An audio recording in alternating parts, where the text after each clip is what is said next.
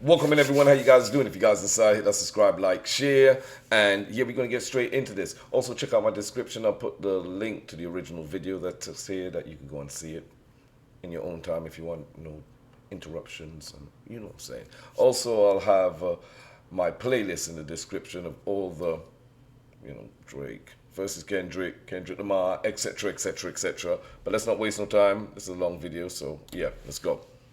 A rapper named Quentin Miller was exposed to be Drake's ghostwriter. And while being outed as the man who wrote lyrics for a rapper who is as braggadocious, territorial, and petty as the Six God can lead to some unwanted attention, you would think that simply being affiliated with Drake's team would at least lead to a better lifestyle or some level of financial freedom. However, the drama that ensued afterwards led to one of the most dramatic downfalls and is a story that many hip-hop purists rarely discuss. After he was exposed, Quentin Miller reached the lowest point in his life, instead of flourishing to his higher purpose as Drake might have hoped. My name is Luesta, and this is how Drake ruined his ghostwriter's life. Born on October 10th, 1989 in Atlanta, Georgia, Quentin Miller started writing raps in his teens while being homeschooled, going by the stage name Mila, and was good enough to eventually get his first signing with Epic Records at the age of 21. He was brought in by the artists Dream and Tricky. However, Now, I entered the whole video. I'm trying not to pause. But you're here for a reaction. You're here to hear what I think. Now, my view, best yet, before I start, hit me down in the comments and let me know what you guys think about ghostwriters in hip-hop. Because obviously, all genres have people who write songs for them. You understand what I'm saying? But what do you think of ghostwriters in hip-hop, in rap, especially when you're claiming to be a GOAT, or claiming to be the best at the art of rapping? What's your decision, or what do you guys think? Me personally, I think it's a no-no. You know what I'm saying? I was kind of glad he got exposed, because it was kind of we knew it was happening, but oh shit, like, you know what I mean? Thought he got away with it, but he didn't really get away with it. Let's go, man. However, he was dropped after only 3 months because they believe he didn't have any star power and he had to butt heads with the A&R of the company. Without a degree, securing a job seemed impossible, especially because this was 2 years after the stock market crash of 2008 and the economy was still in recovery. Well, he's telling you he doesn't think you're a star in the middle of your... Yeah, bro, in the middle of this, I'm just, can you go? So anyway, long story short, he hits Tricky. I'm in here trying to become a star. Shut the f up. Yeah, bro, yeah. So then Tricky just hits me. He's like, yo, you're not Red Zone, you're not Epic, you're not nothing. You going back. They sent my back. They made me wait like 3-4 weeks before I could get my car back. That was f***ed up, man. Y'all don't know. I was young, man. That hurt, man. That hurt. Things weren't looking too good for Miller, and with his daughter on the way, he had to find a way to make ends meet. Eventually, he ended up finding a job at Publix in Atlanta and was able to at least feed his family in the meantime. However, Quentin really hated his job and was still putting work into his music on the side to see if he could get anything going. And that's when he got in contact with Drake's affiliates, Boy Wonder and Obi Bryan, who both liked his pen game. They would send him a few beats, he would lay down some bars for them, but everything changed when he sent in 10 bands. Wonder was like, yo, he's with this 10 band song, he's with this hard. So yeah, I was really excited. I thought I was gonna have a Drake feature, because at the time Drake was just doing random features for just up and coming artists. Drake is f***ing with 10 bands, man. He's going crazy over it. I'm like, oh shit. I sent 10 bands to a couple of my friends. Now, I didn't know what a reference track was at this time. And at that point, you were just making a record. I was just making songs. Yes. And plus, when he said it, I'm thinking Drake's gonna get on it. So I'm like, I'm not leaking, you know what I'm saying? Like, You didn't see him drop it. So my man put his blood, sweat, and tears into this song. Sent it off, thinking he's gonna get a feature where Drake wanted to jump on the track. And then Drake ended up turning around and turning this man into his ghostwriter. And I don't even know the story of Quentin Miller. I have not seen this. I haven't really heard much about with the whole Meek Mill. I just knew he got exposed as it. But so far, this is what I'm trying to put twos and twos together here. Like,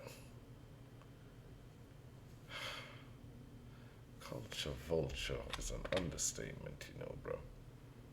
Colonizer, definitely, bro. And then later, I was sent a clip and it was Drake saying it, and I was like, oh, all right, well, hey, Yeah. whatever. And Quentin didn't expect Drake to actually rap the song, but he was thrilled to work with such a major artist. He even proudly represented OVO back in his home of Atlanta. He's getting flown out, having writing sessions, and begins to work with Drake to produce his 4th mixtape, If You're Reading This It's Too Late. And as we all know, when it came out, Drake was getting praised for making the best rap songs that year. But what they didn't know was that they were actually praising a young guy from Atlanta. So you get in the studio. So this is where Kendrick was talking about you go to Atlanta to colonize everybody.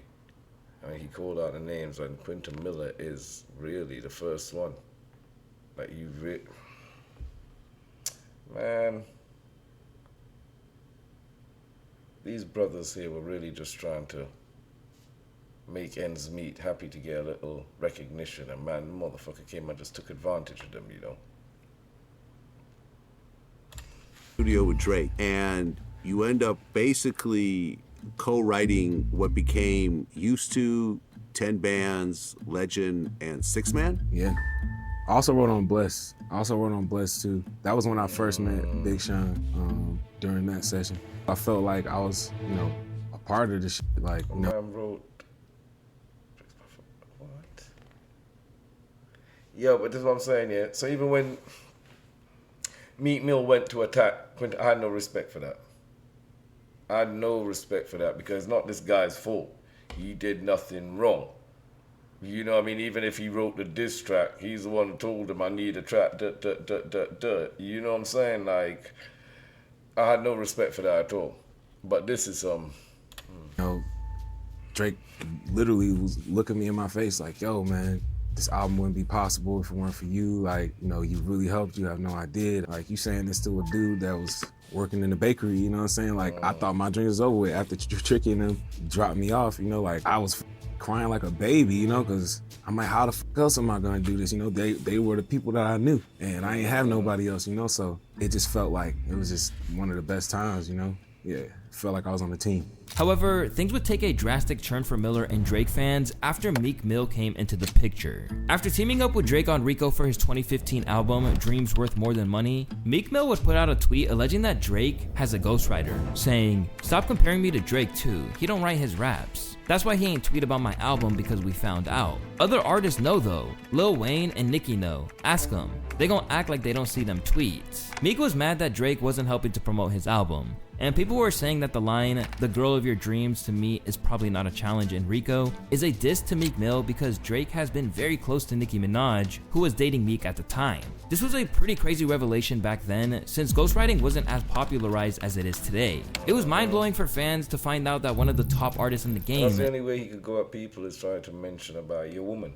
You see, we're going right back. That's the only way he gets at people is to bring in their woman, bruv.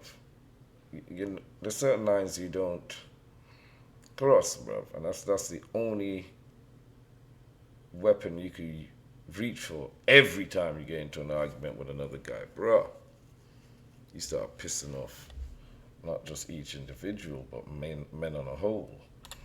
Didn't write all their music. And this was a different case from that of a Dr. Dre or Kanye West, who are also known to use ghostwriters on their songs, as they are more so producers and curators than they are as rappers. Exactly. In a short while, the name Quentin Miller kept popping up, and eventually, a reference track for the song 10 Bands was leaked, shocking everyone even more because the song was very popular among the fans of If You're Reading This Is Too Late, and Drake had received a lot of praise for the writing on it. The whole ghostwriter conversation was steaming hot with Drake and Quentin at the center of it all. Drake's producer and longtime friend, OVO40, put out a series of tweets defending Drake, saying, "There's countless number ones and songs Drake has written for others, never mind himself." That's the funny part. So if someone wants to be upset that Drake made a great album, go for it. Get mad all day, LOL. But don't ever question my brother's pen. I've spent maybe 30 minutes in a studio with Q, nice enough guy, very talented. This aged very well. I mean, like, beautifully. We don't believe a word that comes out of your fucking mouth, mate. Not a word. Y'all were all fucking lying, chatting shit, chasing the bag at anybody's expense. What the fuck ever. The same with The Weeknd, yeah? And I used to follow The Weeknd. Still kind of do. I'm not saying I was because his music has kind of changed to more commercial. But House of Balloons, man, when you came out with that Take Care album and I knew The Weeknd one, I kept saying like, yo fam, this whole album sounds like The Weeknd. This album sounds like The Weeknd. I'm not even bullshit. I remember saying this. And then to find out that you went and did the same thing the fucking Weeknd that you did with Quentin Miller. Go and cop all his shit.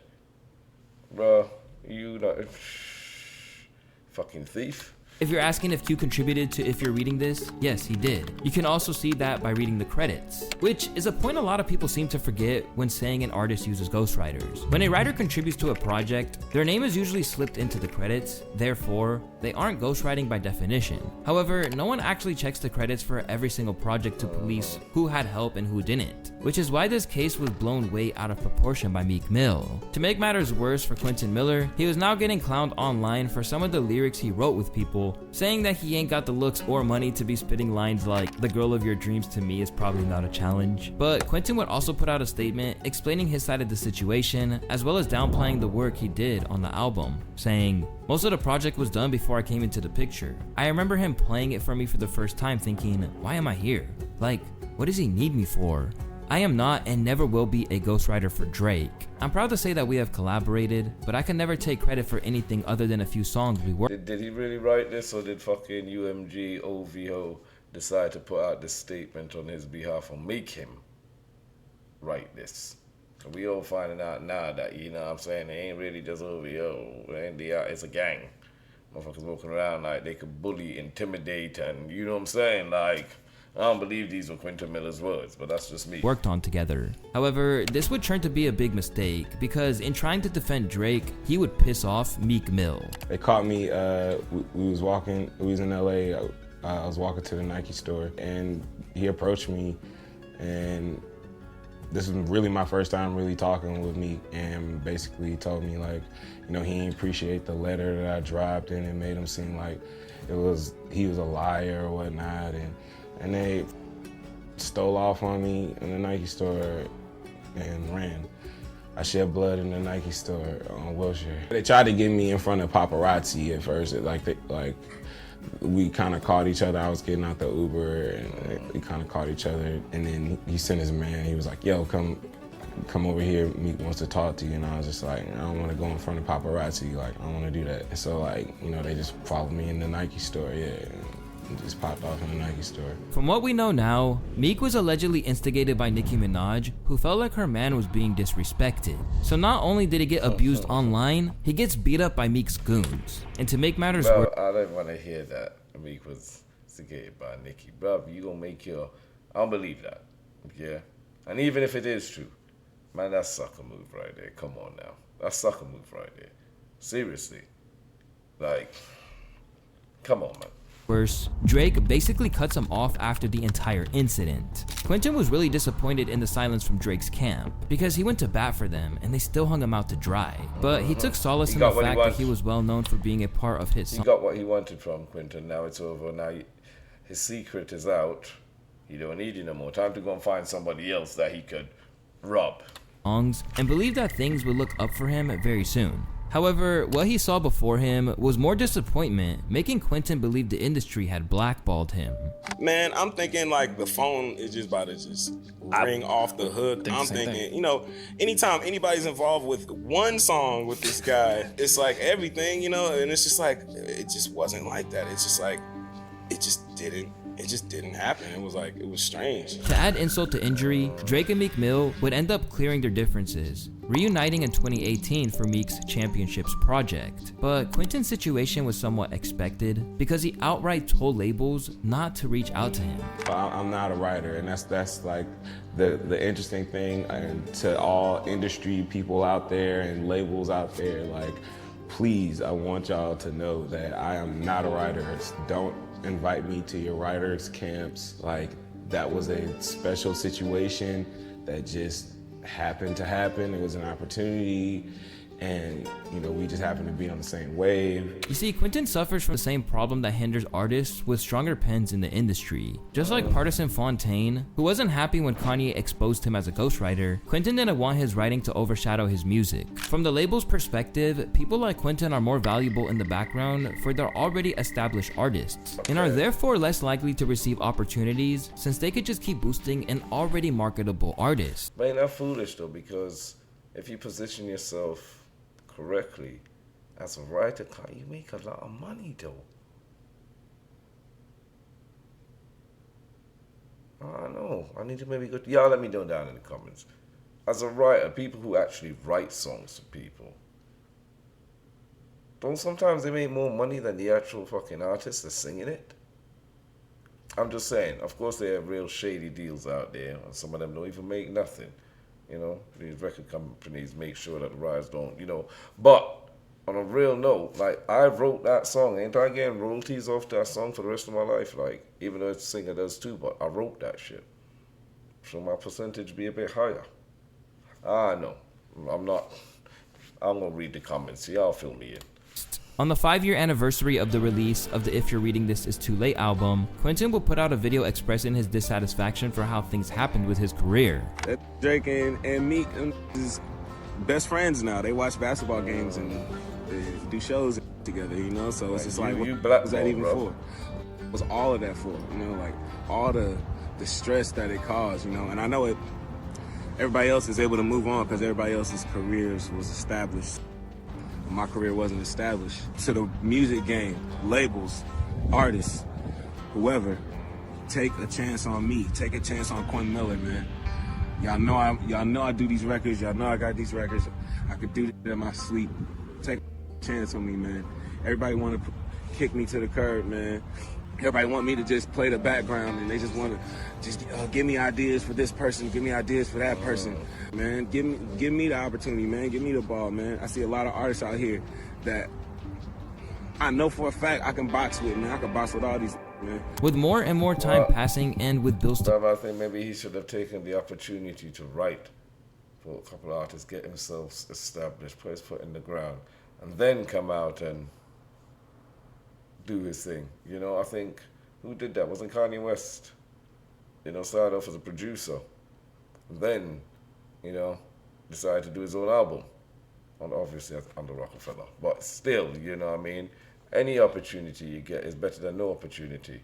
You don't burn your bridges, especially from both ends, you know what I mean? To pay, Quentin would continue lending his pen to other artists, and it was even revealed that one of the main reasons Meek Mill opened this can of worms in the first place was because Quentin had refused to write for him on multiple occasions. It was like maybe after the third time, then I told Drake about it, and I was like, man, it's kind of weird, man. Like he's just pressing it so hard, but I'm like turning it down, bro. Like I'm not trying to work with bro. I'm trying to work with you. And so he was like, yeah, that is weird. And then Meek was tweeting stuff before he tweeted my name. He was tweeting like little sub stuff, and me and Drake were like screenshotting and sending it to each other like, yo, you think he's talking about this? Yo, you think he's talking about this? And then next thing you know, he puts it all out there, and that just changed everything. This shows Meek's entire statement about not tricking his fans being absolutely bullshit. Pretending to be the shining light of rap purity in public, but only exposing the operation when they don't let you in, is straight diabolical behavior. Not to mention hypocritical. It reminds you of a kid who takes the ball home once they start losing. Although Drake doesn't leave the situation either without any blame. Quentin turned down Meek Mill multiple times, downplayed his involvement in writing Drake songs, got beat up, and got publicly humiliated, all because he wanted to be loyal to Drake.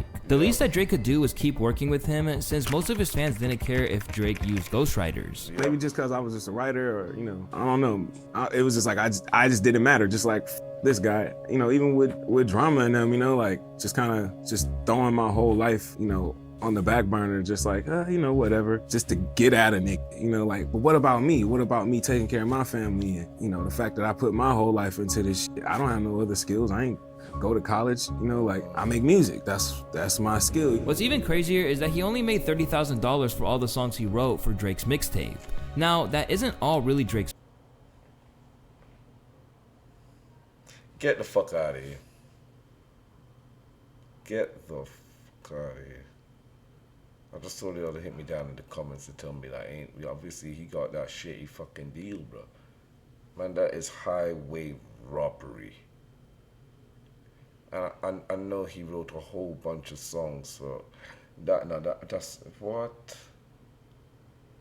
Man, this is upsetting to know, bro. Man really come into culture to fucking... I was just almost about to say that word. You know what I'm saying? I'm not even gonna... Came in here to really...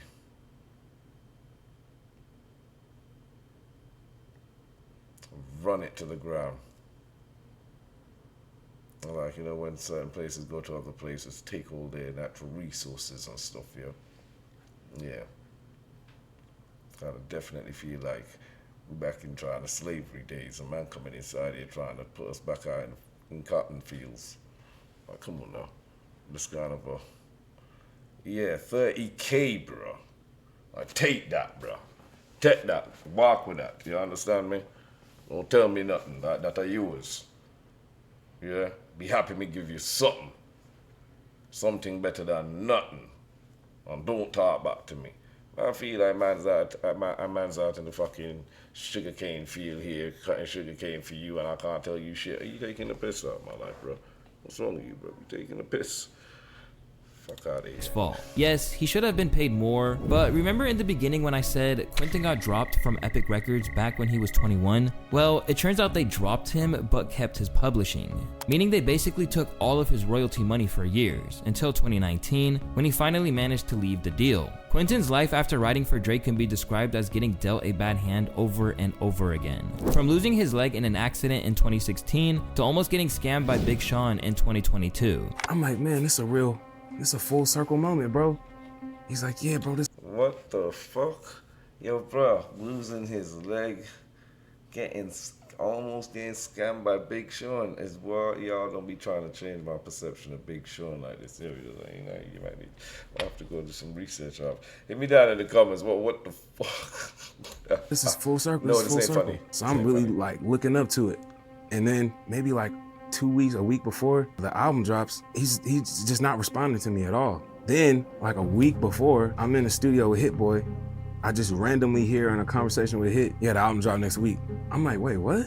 I didn't even know. So then I start hitting him, and then I'm getting text from his manager. Now I'm only talking to his manager. I'm like, well, what happened? So I'm talking to the manager, then the shit come out. We still ain't signed the paperwork or nothing. My name was not on the credits. It was not on the credits for like the first 3 months. So I'm blowing them up. I'm like, yo, what's up, man? Because I didn't know we was doing the ghostwriter thing, because if that was the case, I would have asked for some cash. And they're just like, nah, man, it's just until we get all the paperwork, we can't get the credits. We can't get everybody's name on the credits. But I'm like, but everybody else's name is on there. Despite now seeming to accept his role as a writer in the industry. Yeah, they're doing you shady, bro. Should've, yeah. Regardless, man, I believe in straight up. Tell a man straight what the fuck it is, though. Don't. He faces controversy every time he tried to promote his work. I've been still writing for people ever since. I done worked with Nas, Big Sean, Jeezy, Ty Dolla $ign, but like a bunch of other people. I never really wanted to be a writer, and it's an interesting sport. I think I have more of a passion to just be creative. After this interview came out, some fans began to discredit Nas's entire catalog, while others were once again clowning Quentin for daring to mention that he worked with Nas, since he's generally revered for having one of the greatest pens in hip-hop history. Yeah, Nas's team had to reach out to Quentin, forcing him to clear things up, while also explaining his perspective. I also mentioned other artists that I worked with, from Jeezy to Jeremiah to Ty Dolla $ign. I mentioned other artists. Writers post their work and talk about their work all the time. You know why? It also helps with the business of writing. When people know that you are part of certain things, it makes people more prone to work with you. It's kind of part of the job. Naming your resume or your catalog or whatever, it kind of goes with it. But it's not that way with me, because I just so happen to have had a situation with the biggest artist in the world, and it turned into a whole fucking ghostwriting scandal. And now I am the ghost. Now anytime people work with me, it's like I'm supposed to be a ghost, but I'm not a fucking ghost. You don't make money being a ghost. They don't pay you. Artists don't give a if you have money or not. They do not pay you. So if you don't get paid from being a part of this to get opportunities to get paid, why would I want to be a fucking ghost? If you work with Quentin Miller, you worked with Quentin Miller. And you better be okay with saying that you work with Quentin Miller. Now, Yeah, bro, sometimes that's what I'm saying. Maybe, it's the name of the game. It comes with the territory. And as I said, sometimes you need to cement yourself there before you could try and move on to do what you want.